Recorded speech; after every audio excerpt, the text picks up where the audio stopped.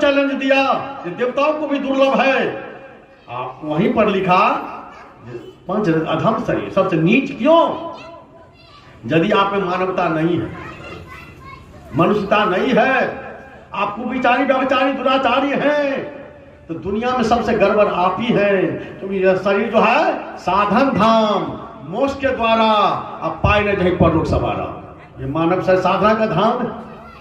जैसे किसी बड़े जंक्शन पर हर लाइन की गाड़ी खुलती है, उसी तरह 84 लाख जोनी में जहां जाना हो सबका टिकट, कर्म रूपी टिकट मिलता है मनुष्य शरीर से। जैसा कर्म करो जोन में चले जाओ। मानुष हो के न मुआ मुआ सो डांगर ढोर, एको जीव ठोर लगे भास हाथी घोर। कबीर साहब का कहना है, अरे मनुष्य शरीर मिला तो कम से कम मनुष्य तो बन जाओ। साधु नहीं बनेगा तो नहीं बनो, साधु बनना तो बड़े कठिन है, पहले मनुष्य तो बनो। मनुष्य बनने के लिए असत्संग न बदे, झूठ नहीं बोलना चाहिए, मद्यंग न पीवे, नशा पान